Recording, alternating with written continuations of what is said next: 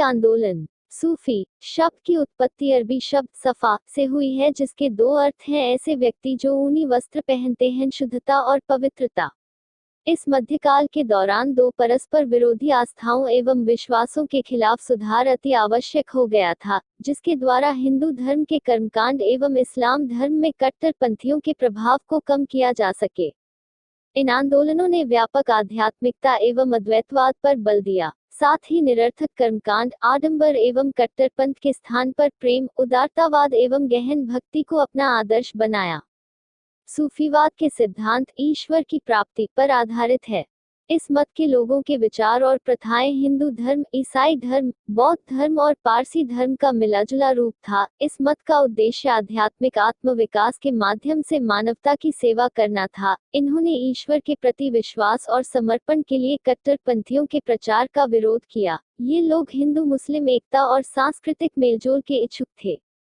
इस मत के लोगों ने भौतिकवादी जीवन का विरोध किया, लेकिन वे पूर्ण त्याग के पक्ष में नहीं थे। यह मत कई सिलसिलों में विभक्त था। सूफियों के सिलसिले दो भागों में विभाजित थे: बाशरा, जो इस्लामी सिद्धांतों के समर्थक थे, और बेशरा, जो इस्लामी सिद्धांतों से बंधे नहीं थे।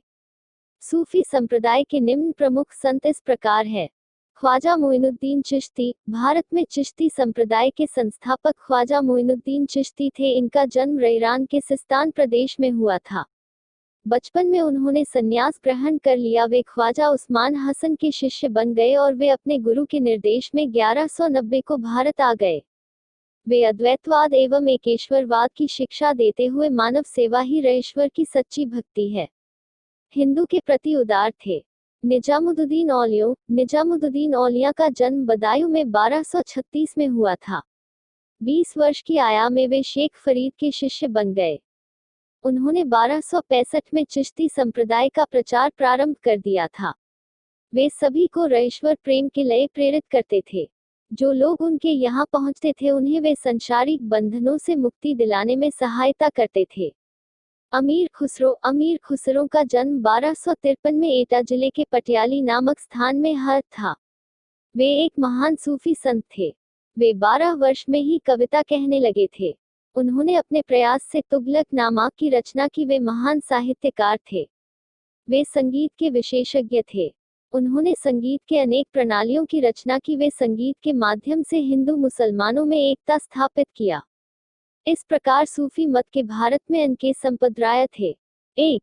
चिश्ती संप्रदाय, 2. सुहरावादिया संप्रदाय, 3.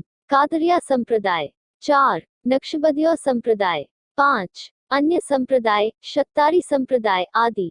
सूफी मत के सिद्धांत: एकेश्वरवादी। सूफी मतावलंबियों का विश्वास था कि ईश्वर एक है। आर्य वे अद्वैतवाद से प्रभावित थे। उनके अनुसार अल्लाह और बंदे में कोई अंतर नहीं है। बंदे के माध्यम से ही खुदा तक पहुंचा जा सकता है। भौतिक जीवन का त्याग। वे भौतिक जीवन का त्याग करके ईश्वर में लीन हो जाने का उपदेश देते थे।